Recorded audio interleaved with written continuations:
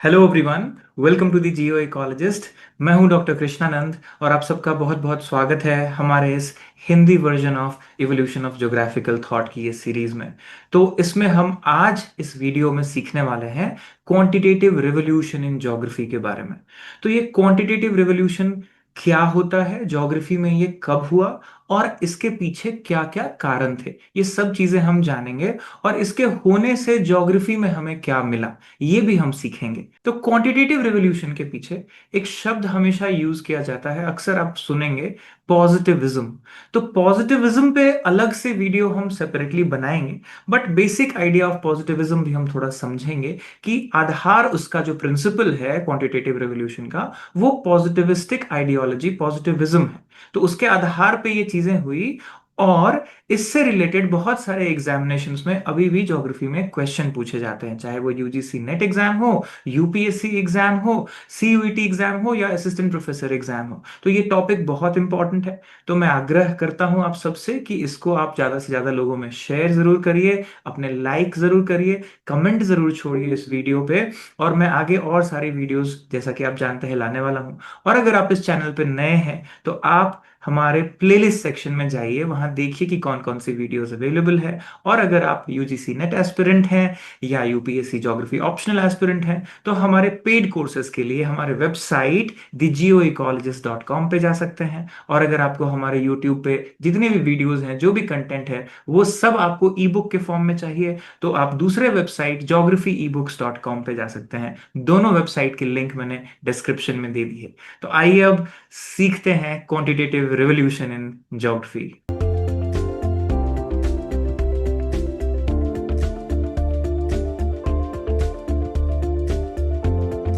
तो जैसा कि मैंने आपको बताया कि ये जो क्वांटिटेटिव रिवोल्यूशन है, ये अपने आप में समझने वाली चीज है कि ये रिवोल्यूशन क्यों बोलते हैं। हमने दूसरे शब्द जैसे कि क्वांटिटेटिव चेंज या क्वांटिटेटिव शिफ्ट या क्वांटिटेटिव डेवलपमेंट, ये सब वर्ड क्यों नहीं यूज किया। हमने सबसे पहले सीखना ये है कि हमने ये वर्ड रिवोल्यूशन क्यों कहा। तो कोई भी चीज जब हम बोलते हैं रेवोल्यूशन है, इसका मतलब वो सिंपल चेंज या शिफ्ट नहीं है, वो एक बहुत बड़ा शिफ्ट है। राइट। तो ये ऐसा टाइम पीरियड है 1950s से लेके 1970s का लगभग दौर, ये 20 सालों का पोस्ट वर्ल्ड वॉर सेकेंड, ये वाला जो समय है, इसमें पूरी दुनिया में साइंस एंड टेक्नोलॉजी बहुत तरक्की पे था, साइंटिफिक रीजनिंग बहुत तरक्की पे था। और जिसको हम लोग बोलते हैं कि पॉजिटिविज्म का एक जो है राइज हो गया था पूरी दुनिया में। अब पॉजिटिविज्म क्या है, जैसा कि मैंने कहा कि हम अगले वीडियो में सीखेंगे जहां हम पॉजिटिविज्म पे बात करेंगे अलग से। तो ये इंडस्ट्रियल रिवॉल्यूशन के दौरान यूरोप में शुरू किया गया एक थॉट प्रोसेस है, एक आइडियोलॉजी है। ऑगस्ट कॉम्ट का अगर आप नाम सुनेंगे, सोशियोलॉजिस्ट रहे वो, तो उनके बातों से, उनके विचार से ये चीजें निकल के आई कि हम लोग को प्योर साइंस में बिलीवर होना चाहिए। और खास करके बाद में जब 20s और 30s में क्या हुआ, वियना सर्कल ने इसको और पॉपुलराइज किया, लॉजिकल पॉजिटिविज्म। तो इसका मतलब ये था कि लोगों को कहा गया कि जो चीजों को आप साइंटिफिकली वेरीफाई कर सकें, इंपेरिकली ऑब्जर्व करके कोई थियरी बना सकें, कोई साइंटिफिक अंडरस्टैंडिंग हो, सिर्फ उसी चीज में हमको बिलीव करना है। यानी pure believers in science and scientific methods. इसका साधारण शब्द में मतलब अगर बताऊं तो साइंस की जो मेथडोलॉजी है, साइंस के जो तौर तरीके हैं, कोई भी चीज को अगर साइंटिफिकली वेरीफाई किया जा सके, अगर आप उसमें बिलीवर हैं तो आप पॉजिटिविस्ट हैं। राइट। अब इसी चीज को हम क्वांटिटेटिव रेवोल्यूशन में देखते हैं कि क्या होता है। तो क्वांटिटेटिव रेवोल्यूशन में सबसे पहले आप देखिए कि एक स्कॉलर हैं जो जर्मन स्कॉलर हैं, उनका नाम बहुत पॉपुलर होता है शुरुआत के दौर में। ये बहुत इंपॉर्टेंट है कि आप समझिए कि 1950s में क्या हो रहा था। तो उससे पहले ज्योग्राफी का क्या स्थिति था। तो एरियल डिफरेंशिएशन जो है, रिचर्ड हार्टशॉन अमेरिकन स्कॉलर ने बहुत पॉपुलराइज कर दिया। और लोगों ने सोचा कि ज्योग्राफी को यही करना चाहिए, ज्योग्राफी में यही मेथड है पढ़ने का। तो उन्होंने उसका क्रिटिसिज्म किया, शेफर ने, अपनी किताब exceptionalism in geography, a methodological examination, Fred Kurt Schaefer, 1953 में।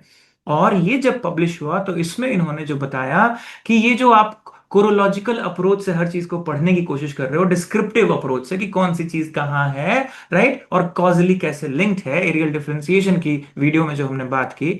तो इससे क्या हो रहा है कि हमारा जो ये सब्जेक्ट है ज्योग्राफी, हमारा जो ये ज्योग्राफिक साइंस है, ये साइंस की तरह नहीं, ये आर्ट्स की तरह देखा जाने लग रहा है, राइट। तो इसमें क्या इंपॉर्टेंट है कि इस सब्जेक्ट को हम साइंटिफिकली अंडरस्टैंड करें, इसमें हम एक्सप्लेनेटरी लॉज बनाएं, नहीं तो ज्योग्राफी एक इमेच्योर साइंस की तरह रह जाएगा, राइट। तो ज्योग्राफर्स को क्या करना चाहिए, ये जो एरियल डिफरेंशिएशन करना चाहिए, हार्टशॉन ने कहा था, शेफर ने कहा कि नहीं, आपको क्या करना चाहिए, नोमोथेटिक रेगुलरिटी और मेथडोलॉजी फॉलो करना चाहिए, आपको लॉज में बनाना चाहिए चीजों को। आपको ये इडियोग्राफिक अप्रोच से खाली रीजनल स्टडी कर लेने से ज्योग्राफी नहीं होगा, आपको सिस्टमेटाइज करना पड़ेगा, लॉज बनानी पड़ेगी, कुछ यूनिवर्सल बातें करनी पड़ेगी, जैसे हम फिजिक्स में करते हैं, केमिस्ट्री में करते हैं, और सारे सब्जेक्ट्स में करते हैं। अगर आप ये नहीं करेंगे तो ज्योग्राफी जो है उसका रेलेवेंस खत्म हो जाएगा।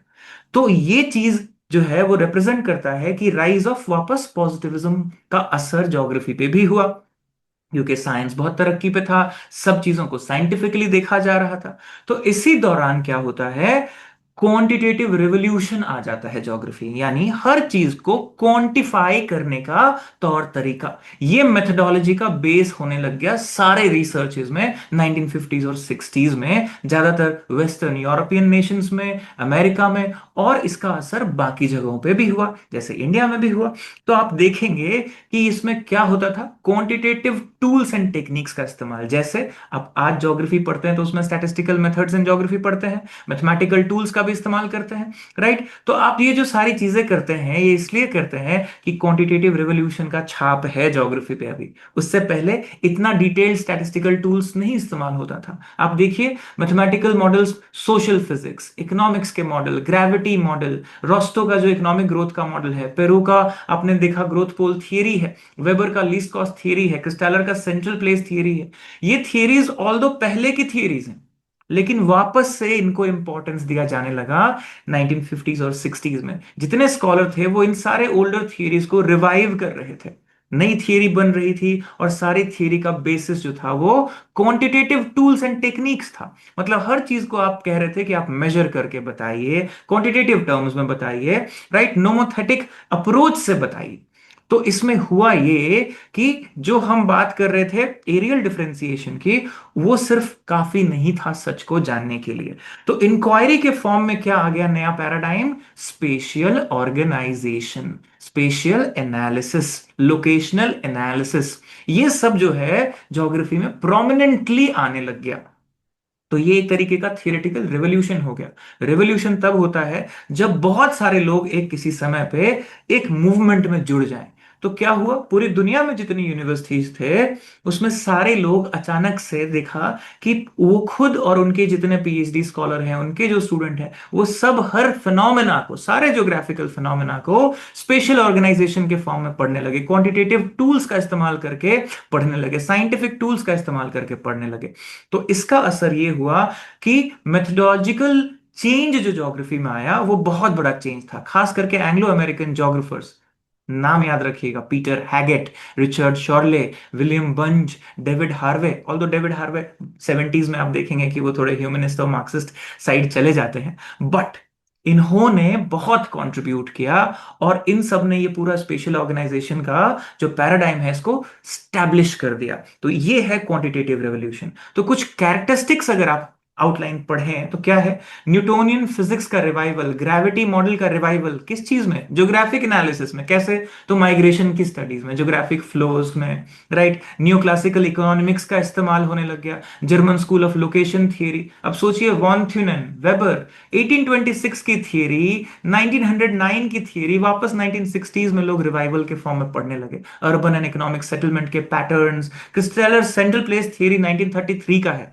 लेकिन उसको प्रोमिनेंस मिलता है 1960s में, राइट। तो जितने भी पहले की थियरी थे जिसका आधार पॉजिटिविज्म था, उन सबको वापस से क्या मिला, वेटेज मिला, वापस से उनको वैल्यू मिलने लगा। अर्बन सोशियोलॉजी में, जियोमेट्री में, हर जगह पे आप देखेंगे इन सब चीज में इस्तेमाल हुआ, और एप्लीकेशन बेस्ड स्टडी शुरू हो गई। तो ट्रांसपोर्ट प्लानिंग में, अर्बन प्लानिंग में, हर जगह पे आप देखिए ज्योग्राफी में स्टैटिस्टिकल टूल, क्वांटिटेटिव टेक्निक्स और मेजरमेंट टेक्निक्स, और जितने भी आप आज ये मेट्रिक टेक्निक्स देखते हैं, मेजरमेंट के टेक्निक्स देखते हैं, वो सब वहां से और ज्यादा प्रोमिनेंटली ज्योग्राफी के सब्जेक्ट मैटर में आ जाता है।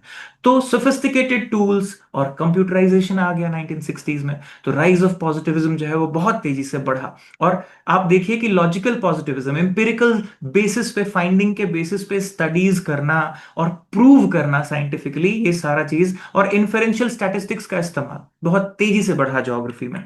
राइट, तो इसका मेन ऑब्जेक्टिव क्या था? ज्योग्राफी के कैरेक्टर को बदलना।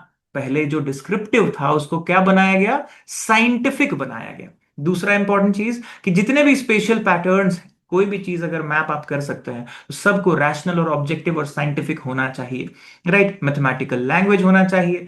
राइट, प्रिसाइज स्टेटमेंट्स में ऑब्जेक्टिविटी से बताइए चीजों को। हाइपोथेसिस टेस्टिंग मॉडल्स शुरू हो गए जो आज भी हम यूज करते हैं। हम आज ज्यादातर ज्योग्राफी में मिक्स मेथड करते हैं, क्वांटिटेटिव और क्वालिटेटिव दोनों करते हैं। तो क्वांटिटेटिव रेवोल्यूशन ने क्या किया? प्रोमिनेंटली क्वांटिटेटिव मेथड्स को फोकस किया, क्वालिटेटिव को नहीं। राइट, आइडियल लोकेशंस की बात की तो लोकेशनल एनालिसिस करने लग गए लोग, साइंटिफिक टूल्स टेक्निक्स यूज करके। और ज्योग्राफी को एक साउंड फिलोसॉफिकल और थियोरेटिकल बेस देने का आधार बनाया गया साइंटिफिक मैनर में। तो आपको क्या मिलेगा? Man is rational. इसका एक बहुत इंपॉर्टेंट लाइन आता है कि मैन इज रैशनल, इकोनॉमिक, ये बातें इसका आधार बनी। Man has infinite knowledge of his space, और स्पेस को इन्होंने आइसोट्रॉपिक सरफेस के फॉर्म में कहा कि आप अज्यूम करिए कि हर पॉइंट ऑन द स्पेस जो है वो क्या है? सेम है। अब ह्यूमन बींग्स के ऊपर है कि वो कौन सा पैटर्न कहां बनाता है और किस तरीके से चीजों को इस्तेमाल करता है, ये उसका ज्योग्राफिकल रियलिटी होगा। तो इस मेथडोलॉजी से क्या हुआ कि हर चीज में इस तरीके से एनालिसिस आया, तो क्वालिटी पीछे छूट गई। नॉर्मेटिव क्वेश्चंस जैसे cultural values, belief, attitude, customs, traditions, likes dislikes, prejudice of people, right, और एस्थेटिक वैल्यूज, इन सब का कहा गया कि ये क्योंकि मेजरेबल नहीं है, ये आइडियल नहीं है, सुटेबल नहीं है साइंटिफिक मेथड के लिए, इन सब को थोड़ा सा डिस्कार्ड कर दिया स्कॉलर्स ने। और यही इसका क्रिटिसिज्म भी बनता है कि ऐसा क्या हुआ क्वांटिटेटिव रेवोल्यूशन में, किन चीजों को वैल्यू देना बंद कर दिया गया कुछ सालों के लिए ज्योग्राफी में? ये सारी चीजों को, कि वैल्यूज, एथिक्स, प्रिंसिपल्स, नॉर्म्स, जितने भी हम नॉर्मेटिव वैल्यूज कहते हैं, कल्चरल वैल्यूज कहते हैं, इन सबको थोड़ा साइडलाइन कर दिया गया। तो यही इसका क्रिटिसिज्म भी है। और इसी से फिर बाकी के इज्म्स निकले उसी टाइम ज्योग्राफी में, बिहेवियरलिज्म आया, मार्क्सिज्म आया। तो फिर बाकी इज्म्स भी पैरेलली देखेंगे हम जैसे आगे की वीडियोस में तो कैसे डेवलप होती है। बट क्वांटिटेटिव रेवोल्यूशन का सबसे बड़ा फायदा क्या हुआ? ज्योग्राफी जो आज हम पढ़ते हैं, इसको जब आप बोलते हैं कि ये अर्थ सिस्टम साइंसेज में आता है, वो हम नहीं बोल पाते अगर क्वांटिटेटिव रेवोल्यूशन नहीं हुआ होता 1960s में। तो सबसे इंपॉर्टेंट चीज है कि ज्योग्राफी का जो ये साइंटिफिक कैरेक्टरिस्टिक है, ये क्वांटिटेटिव रेवोल्यूशन का देन है। जो आप आज देख रहे हैं ज्योग्राफी का फॉर्म, ये पीछे की जो रिवोल्यूशनरी थिंकिंग थी उसके आधार पे बना है। तो मैं आशा करता हूं कि ये वीडियो आपको अच्छा लगे और काम आए आपके एग्जामिनेशंस में। राइट, तो आप जहां से भी देख रहे हैं एक कमेंट जरूर छोड़िएगा, और प्लीज इन वीडियोस को ज्यादा से ज्यादा लोगों में शेयर करिए ताकि और भी लोग ऐसे वीडियोस का इस्तेमाल करके अपनी एग्जामिनेशंस का तैयारी कर सकें। बाकी लिंक मैंने डिस्क्रिप्शन में दे दी है मेरे वेबसाइट्स की, आप मेरे कोर्सेज और मेरे मटेरियल्स वहां से ले सकते हैं। तो ऑल द बेस्ट विशेस, मिलते हैं हम लोग अगले वीडियो में।